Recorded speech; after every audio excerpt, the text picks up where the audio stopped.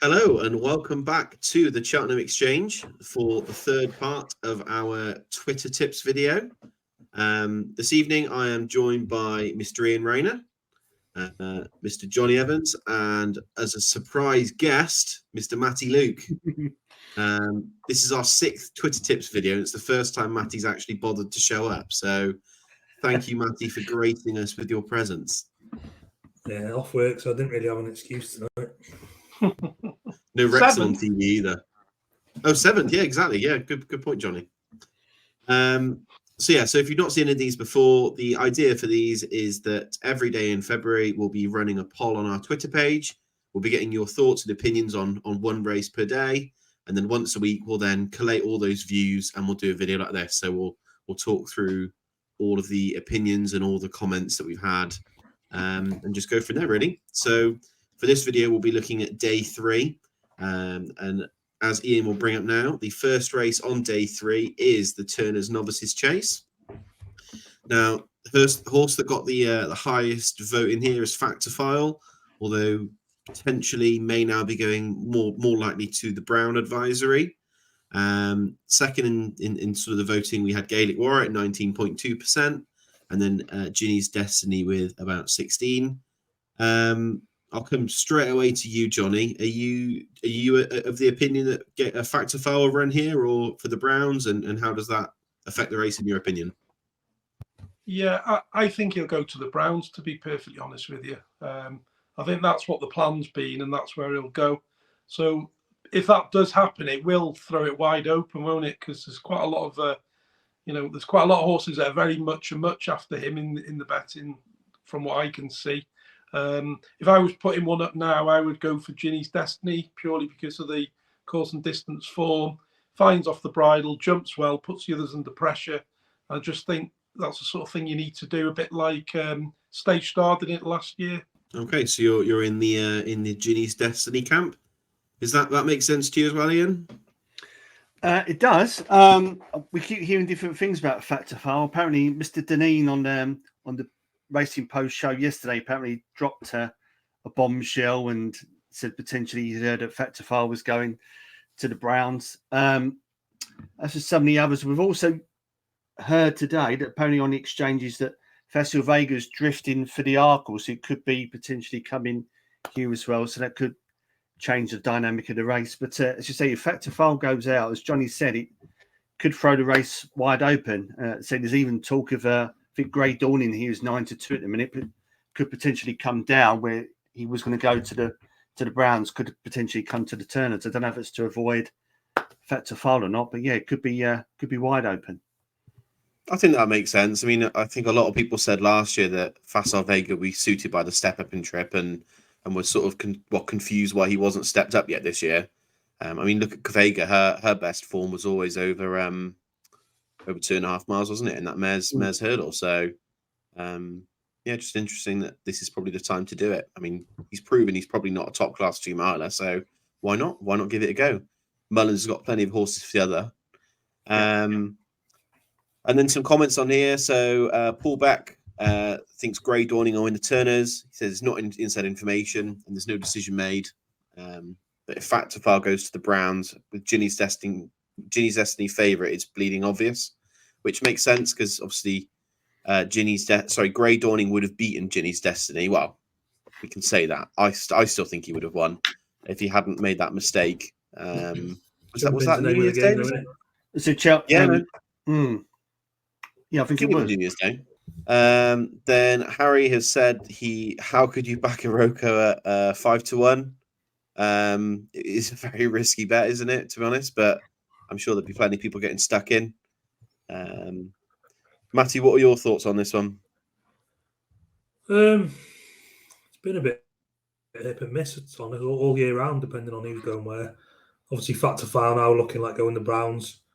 Gaelic Warrior wouldn't touch with stolen money going left-handed. Proven, well, you can't say proven that. He did jump a little bit better at the Dublin Racing Festival, to be fair to him. He didn't jump as out to his right. I agree with Johnny. Ginny's Destiny has run well this season at the course, hasn't it? Probably rightful. Similar profile to when Stage Star came here last year. I couldn't have Aroko running here. I think he's a very, very good horse. But after one run and then having an injury and coming back to run at championship pace, I think that's going to ask a little bit too much for him. Interesting what Ian said about Fat Vega, drifting on the exchanges today and then potentially coming here. He could have a play coming up in Trupp here. I mean, the one I did put up earlier in the season on the Ante-Post was Ante-Post for the Turners, thinking they would have stepped up in trip. That obviously isn't going to happen now with him winning the Irish Arkle. They're going to go down the 2 mile route, aren't they? The Novice Chase, the chaser I liked for the season was with Giovinco. He's still got an entry here, entry in the Ultima, and entry in the Browns. He just ran so often this year. You're obviously thinking they're looking for a handicap more than one of these type of races. I'd probably say Ginny's Destiny, the most likely winner for me here. Thank you, Matty. And I mean, it really says something when we're sort of 5 weeks out. Well, it's not 5 weeks out. We're sort of a couple of weeks out now. What is it, 2.5 weeks, something like that? And probably one of any 4 or 5 of them could actually end up going off favourite on the day. So, yeah, it is certainly very open, this one. The thing is, you wouldn't be backing Ginny's Destiny now, would you? Because if it turns out that Fat Vega does run here, he's going to go off favourite on the day. Ginny's going to push out. So if you fancy him, I'd wait till the day now.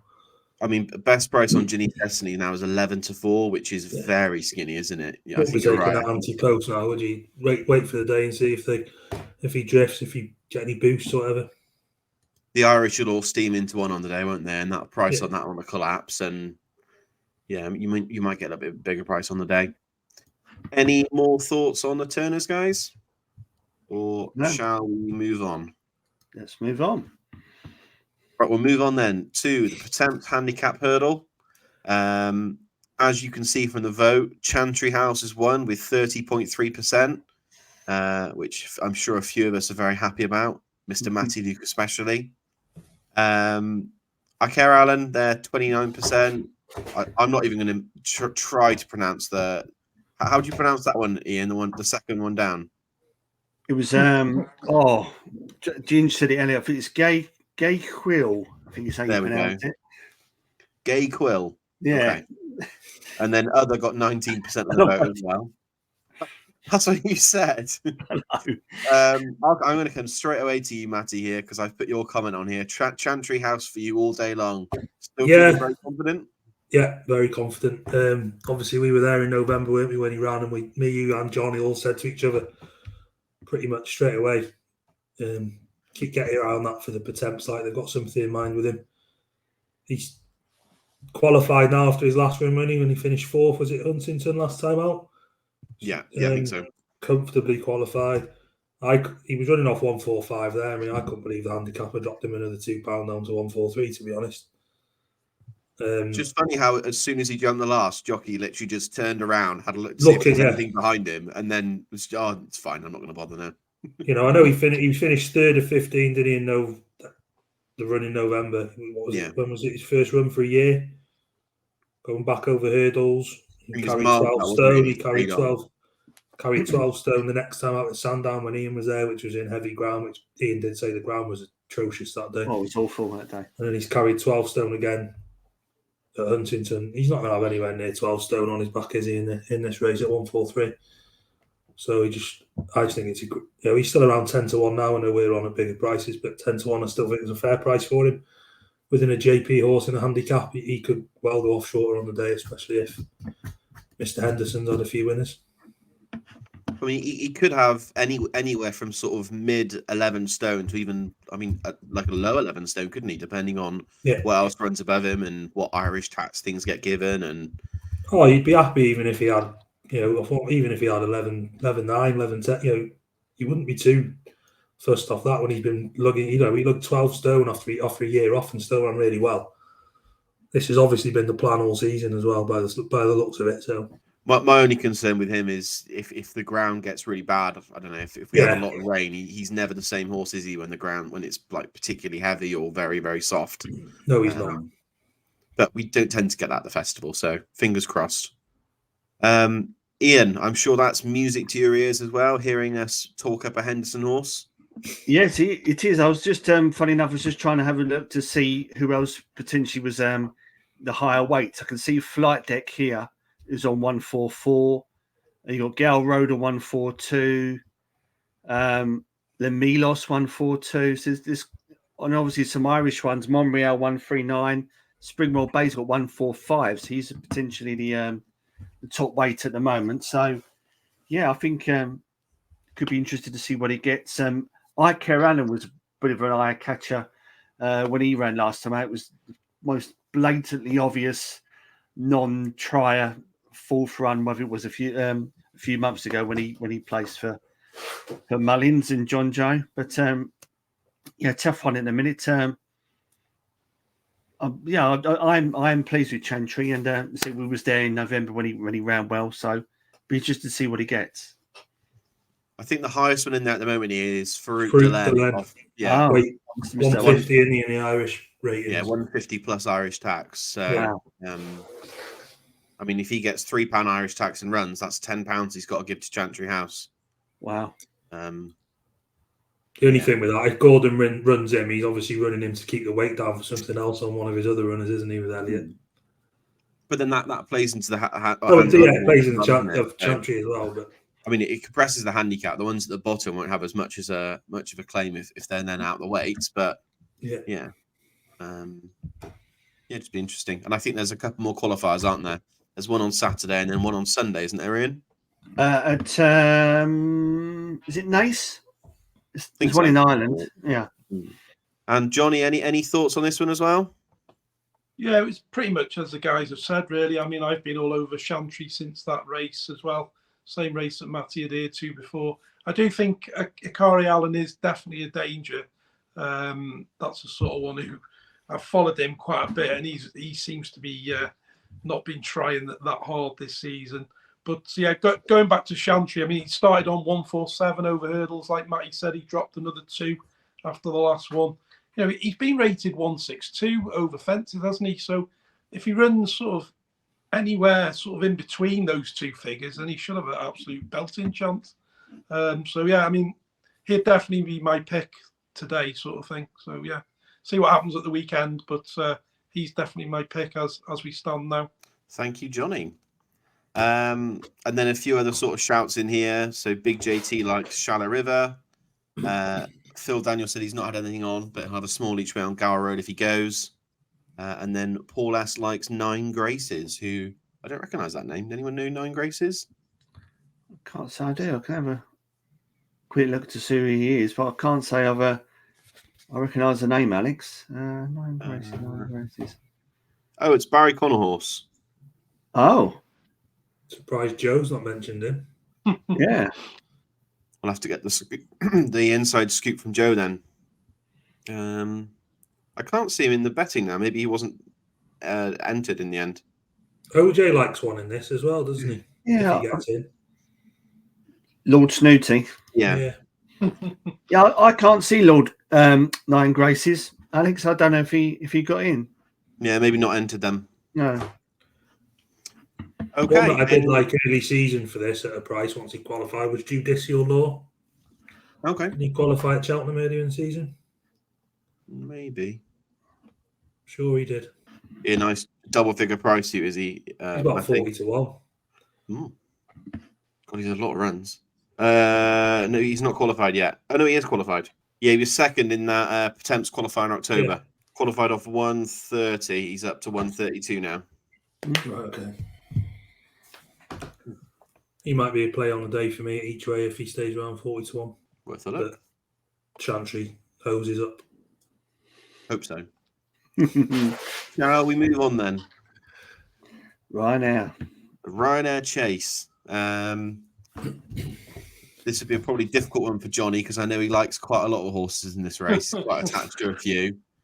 His old favourite Envoy Allen, his old favourite Banbridge, and he also quite often backstage star, don't you, Johnny? So yeah, it's an absolute nightmare, isn't it? But you know, I voted for Envoy Allen, so I'll stick with him. But I do love Banbridge as well. So you know, obviously he's a bit more ground dependent, isn't he? So we'll see what it is on the day. I mean, last year he got pulled out late, didn't he? And I'd been on him all season.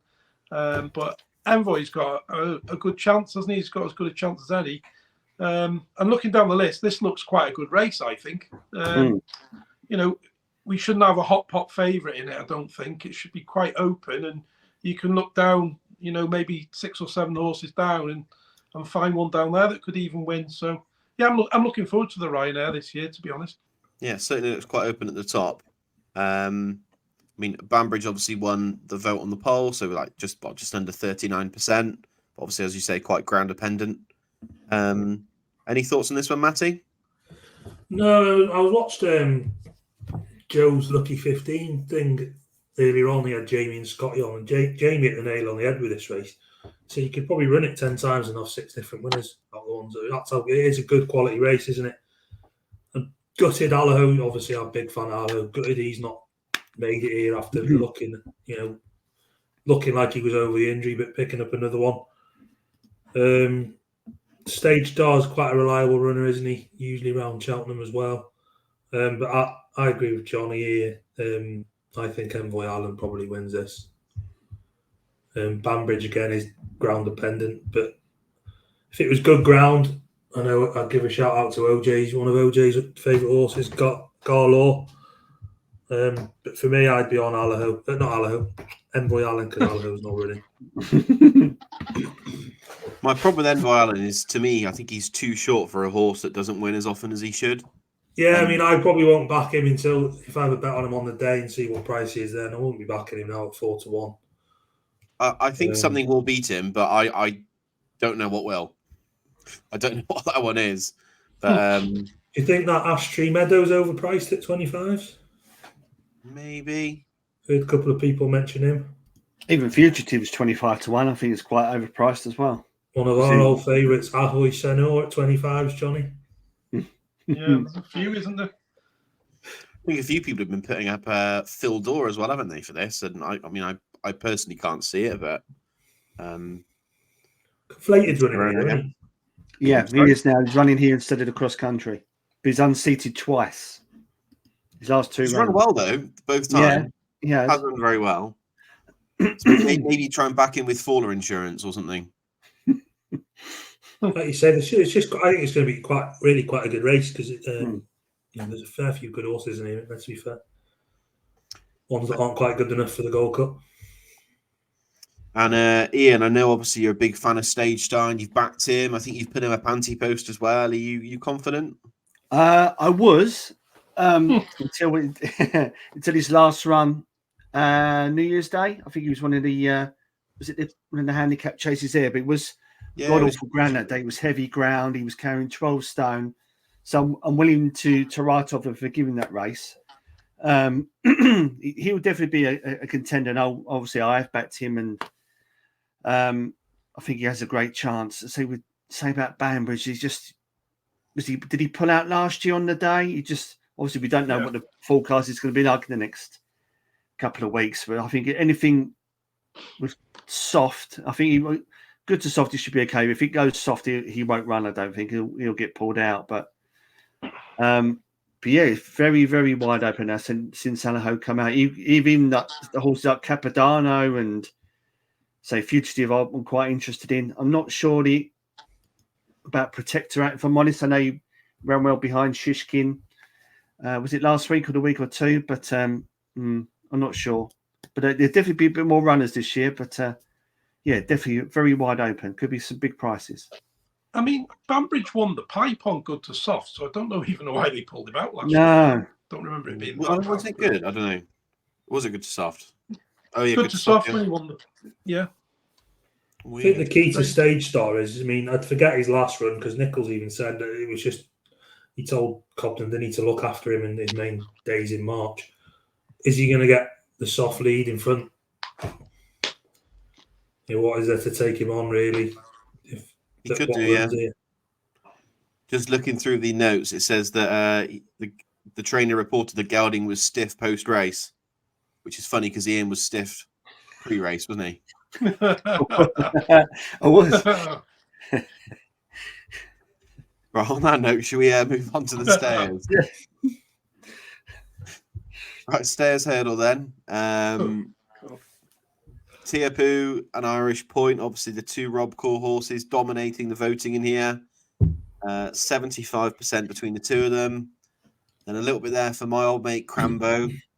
Love a bit of Crambo. And then other than 11%. Do you think it is between those two Robocore horses, Johnny? Well, I'm not so sure about Ante-Post, to be honest. Like I've said several times, his form on the course isn't that great. He had a third and a seventh, I think it was. I'd much rather have Irish Point. I'd definitely be on the Irish Point side of that fence. But this race, Alex, it's just like you just don't know, do you? I mean, Sire de Burley could win it again. He's a spring horse. He comes good in the spring. He could quite easily win, and you could look right down there and pick 10 winners, couldn't you? It's so difficult. I wouldn't be surprised if any one of them won, to be honest. It's definitely not a race to get stuck into for me. But like I say, out of those two, I'd definitely be at Irish Point rather than Ante-Post. They did some stats a couple of weeks ago, and I had a look at Ante-Post, and between September and February, he's 9 from 9, and then March onwards from the season, he's then 0 from 5. So it might be that he's just a much better horse in the winter, or does it all for me. Yeah, just interesting, wasn't it? How different horses peak at different times of the year, and what probably happened is he'll win now. I'm definitely in the Crambo boat, though. I mean, I think that's probably more of a heart bet than a head bet, because I've backed him in every time he's run since his bumpers, including his bumpers. Sorry, but yeah, I like a bit of Crambo, but I probably wouldn't want to get stuck in at the price he is now. Ian, any thoughts on this one? No, basically, I echo what Johnny was saying. I'll probably make it to the two Robocore horses. I again would prefer Irish Point. I think he might be better on what I probably call the good to soft ground, and Ante-Post will probably need it a bit softer, maybe even heavy. I think most of his wins are on that sort of shitty, awful ground. Crambo, I do give a chance. He obviously is the best British hope. Did beat, was it Paisley Park? He beat by a short head at Ascot. Could Paisley Park be up there with him near the end, possibly? Noble Yates, what is he, 10-1? I'm not sure if he's coming here or not, but I think he could be an each way shout at 10-1. But yeah, I would, if I had to bet today, I'll probably go with Irish Point. But yeah, I think it's, I'll probably make it to about 4 or 5 horses that will be in the mix at the end. But yeah, Irish Point, Alex, I think. The one thing I do like about the race this year is you actually go through and there's some horses that are not all double figures. It seemed like the last few years, it seemed to be the same horses again and again and again, even at the top of the market, didn't it? So at least this year, you've got some different horses in there. I mean, in terms of, I don't think Irish Point's never run it before. Crambo, Noble Yates, Sir Gerhard, none of those have actually been in this race before. So at least it's some fresh blood. I think we were just getting a bit bored, weren't we, of going around the same sort of merry-go-round and seeing which one's turn it was this time. Sire de Burley probably win now. Matty, any thoughts from you? You know who I'm going to say. I'm going to let my heart rule my head on this one. And yeah, at 16-1, I'm not letting Paisley Park going back. He's actually ran well in defeat this year. You know, he was just behind Crambo, wasn't he? Ran into the line. He's gone close against Noble Yates last time out. I'd be interested in Flooring Porter if he ran here and didn't win in the Novice Chase, in the National Hunt Chase, purely because it's that wide open and he has still got ability around Cheltenham in the springtime, hasn't he? Other than that, I'm not sold on Irish Point. What did he beat last time? Was it Asterian Forlonge and Ballyadam? Over 2 miles 7. It's not, for me, that's not the best form on offer in the race. I know Paisley and that are just all racing in races where they all beat each other over the years and stuff, but at 16-1, I'm not letting the old boy go back now. I'd be interested to see Sir Gerhard here if he did line up, purely going up in trip. I think Johnny's right on that. So yeah, they'd probably be the two I'd be interested in Paisley Park, and Sir Gerhard on the unexposed thing for the trip over hurdles, and Flooring Porter if he ran here. But I think they will go the Novice Chase. I do think they are going to go the Novice Chase route, the National Hunt Chase. I think there's just an entry just in case something went wrong for the Tuesday, and then they've got the option to run him later on in the week. And then a few comments in here. So Paul Milner says he likes Irish Point if he runs. New kid on the block. Dan says hopefully Monkfish or Paisley. So I assume he's betting with his heart. Likes a couple of those horses.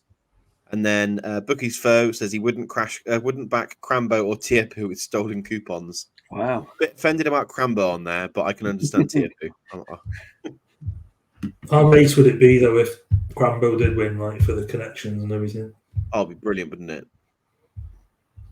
They'd be made up. Mm. There'd be Guinness flying everywhere in the plough. Right, should we move on then?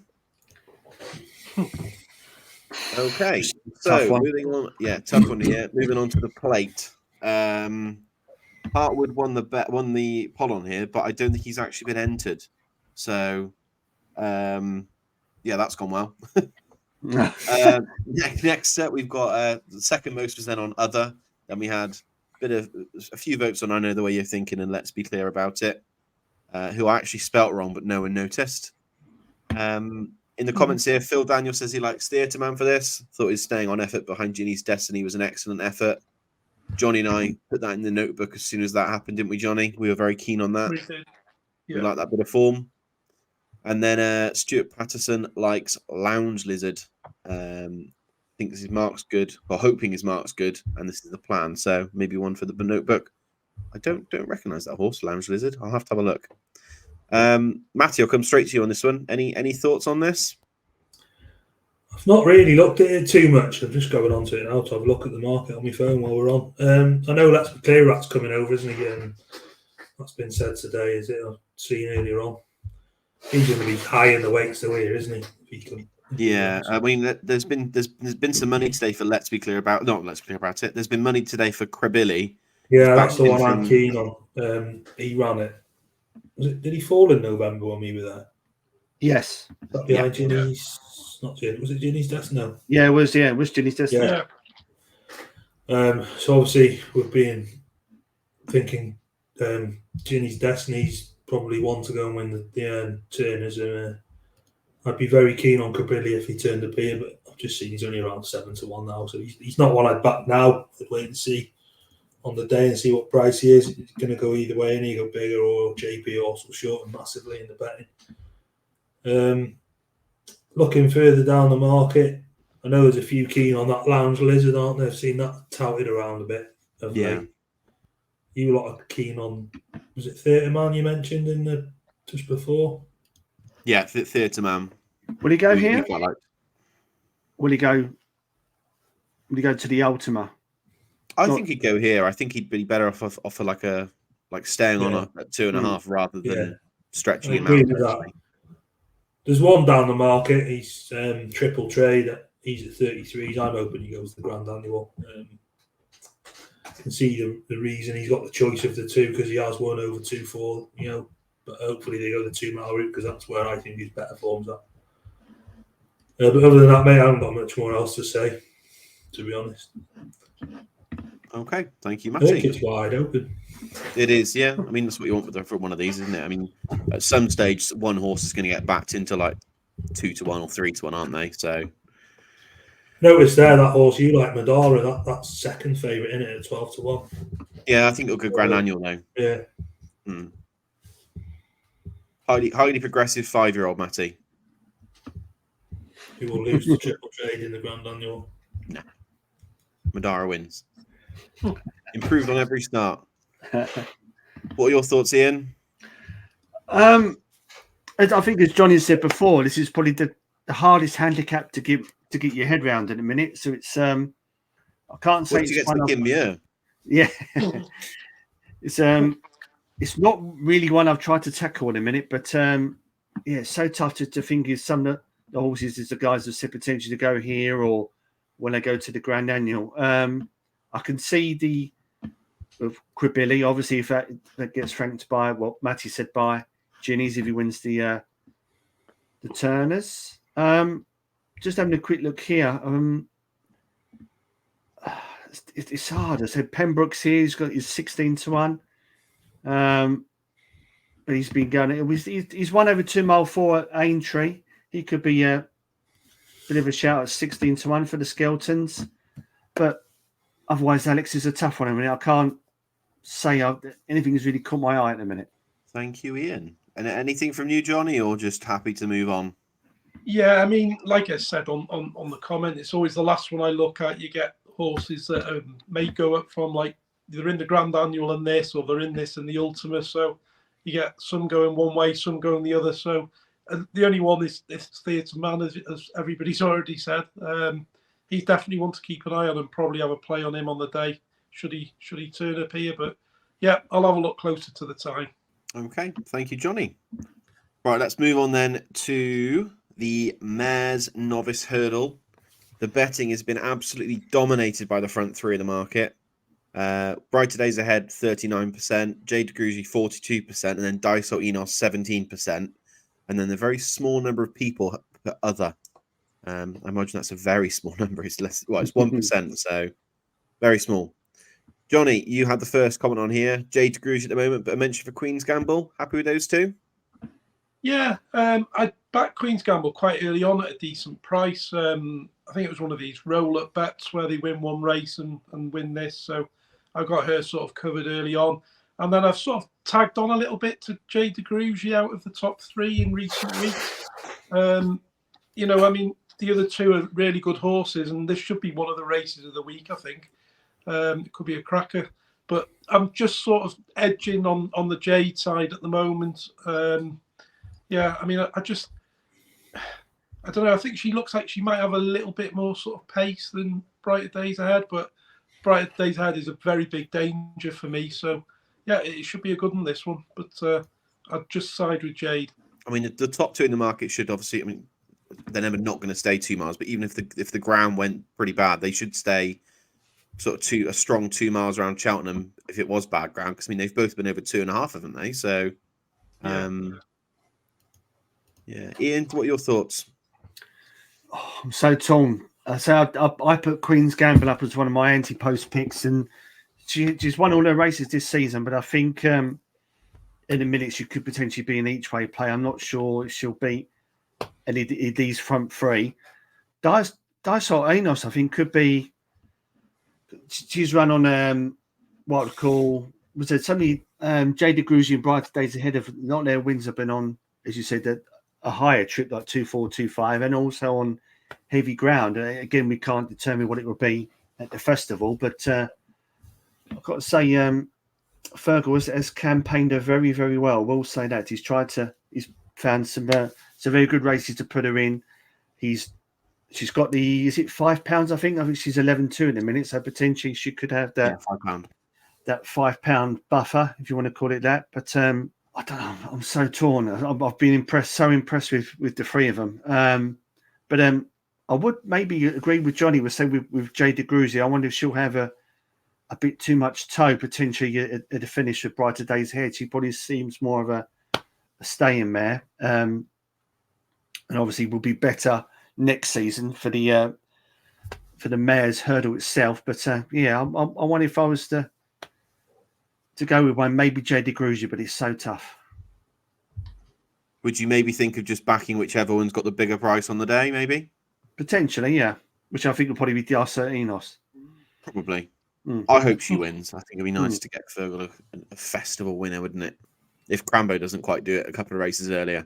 Well, it could be like the buses, isn't it? You wait so long and then two come round at one go. Yeah. Could be the Fergal double. Matty, what are your thoughts on this one? I was keen on Jatara, but obviously she's not been entered. Unfortunately, I think they're going to wait for the longer trips, aren't they, with her? I think Brighter Days Ahead takes absolute beating in this. I know she ran over 2.5 miles the last day, but she's had 5 runs and 4 of them been over 2 miles. She's won all of them. I think she's definitely the class one in field. I know Gordon, bit of a stirring they're going around at the moment on Twitter because of his probably fumbling of words, I'd say, when he said the Mares Hurdle yesterday. But then looking on Racing Post now, and it says she's got an entry in the Supreme, Mares Hurdle, the Mares Novice, on the Bally and the Bear and Bingham in all 4 of them. So again, You just don't know. The most likely race she's going to come to is this, isn't it? Well, wasn't there If some if he thinks she's that good, he's going to take a time with her, isn't he, and build it. He's not just going to throw her straight in the air.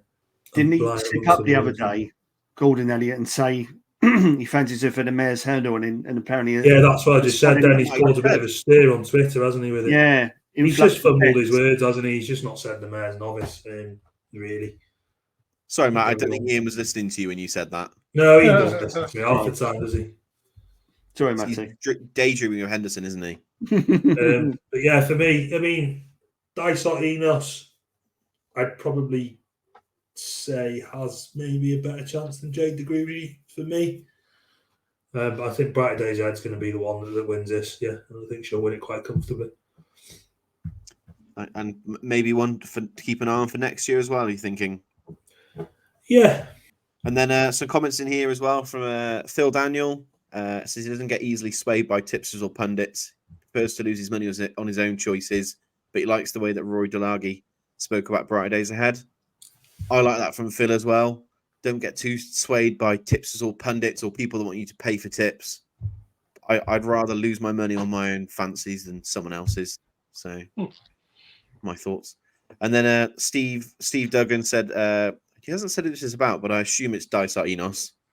Said, well-trained, no £5 penalty, touch of glass, has bags of speed, wins for the British. I guess that has to be Dysart Enos. I think that's the only British one that have the £5 claim, other than Golden Ace. I don't think it'll be her. So, yeah.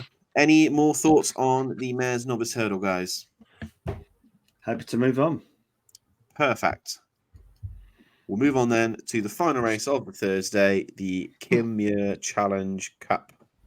See the highest vote there was for Percival Ligalois. Probably butchered that. I think he was going very well, wasn't he, at the DRF? Ligalois. I don't know. I'm not French. He was going very well, wasn't he, at the DRF, and then he came down in the race that Hartwood won. Then sort of second highest bit of the vote was actually in for Good Time Johnny, last year's Pertemps winner, then other, and then Meeting of the Waters. Johnny, is your namesake going to oblige this year in the Muir? Again, it's not one I've had a bet in actually so far. I'd be surprised, but yeah. I mean, I backed him last year in the Pertemps, and that was brilliant. I really enjoyed that win. But yeah, it'd definitely be on the radar. Obviously, our mate Paul has made a comment about Apple away and off 137, and that definitely catches your eye. I mean, I mentioned it in one of the groups yesterday after I'd read that. So those two would be on my radar at this moment in time, I would think. Obviously, need to start making a list of potentials for this race and start going through the handicaps a bit more. Do you think it's a concern for everybody's lumping on this Percival Ligalois, however you want to say it, and his last 3 races he's been last and fallen? Would that concern? Massive concern, I'd say. They're not easy fences to jump at Cheltenham either, are they? So yeah, I don't know why people would be pumping in at 8-1 or whatever it is now for a horse that barely gets round. Yeah, a bit of a concern. And he'll have an amateur on as well. I'm sure they'll find a very good amateur for him, though. Yeah. Matty, any thoughts on this one? Nothing really, mate. The only one I'd probably be slightly interested in just having a quick look then would be Rapper, around about 18-1. I know you all say he's one of my old favourites. He is. He's got an entry in this, and he's got an entry in the Ultima. He was second to 300 through 5 the other day. It looks like he's only gone up a pound, I think, to 138. So he'd comfortably get in, I think. He'd be the only one though, just that I'd have on my radar at the moment. Mate. I haven't really looked too much into the race. Thank you, Matty. Some comments then. Richard Smith says Sapage previously rated 154 and currently rated 140 in this, currently 40-1. And then Paul Beck, Spectre, on the back of his Naiad. If you haven't seen it, have a look on his Twitter page. It says the 2 he likes most after the entries might not run. I guess at the moment you've got non-runner no back, so it's not a problem. Appleway looks well treated off 137, and they must be tempted to come here if they get a good amateur. I'd rather she was in the Mayor's Chase, but I don't think she's in that race anymore. I think she's better like staying on at the end of a 2.5 mile. I don't think she's a 3 miler personally. So that's just my opinion. And then Waka Clan, he thinks might not get in. He had a good course sighter in October and looks the right type. Ian, any thoughts? Didn't Waka Clan win in October? He did win in October, yeah. He won the race that Twig was in second. And I know a lot of people like Twig, don't they? And then another one of his horses he fancied for the Ultima was in fourth. Am I right? That day. He's gone up quite a few pounds in the handicap. Started off this season at 118 up to 131 plus Irish tax. So any thoughts from you, Ian? Not many. I've not seen much anything really away from the horses at the top of the market. The likes of Percival Lagawa, as you said, and Good Time Johnny, Angel's Dawn, who won us last year. I think could be. I'm trying to think what might they have. 141 might not be a bad shout, but some of these others. I just looked at Stumptown, funny enough, who won up at Cheltenham last time. I think, yeah, about New Year's Day. But it's got a mark of 147. I think that might be too high. But no, to answer your question, Alex, no, I've not. It's another race I've not really got my eye on at the minute. But from quick glance, I can't see much apart from the guys at the top that potentially could threaten them. What about Mr. Coffee, Ian? He's in there. It's his only entry, isn't it? Jesus, you love him. No, terrible horse. You'll probably end up hosing up about 50 to 1. Oh, don't. No one will be Jump off the roof if that happens. He's your favourite, though, Ian. No, it's not. No, it's not. Sorry. Okay. Unless anyone has any other comments, then I think that wraps up day 3. We'll have another video out this time next week, looking at day 4 selections. If you want to get involved as well, head on to our Twitter page. Make sure you vote on the polls as well, and just let us know your thoughts. And maybe we'll be featured next week. Anyway, well, that wraps it up. Thank you very much for joining us, and we'll see you next time.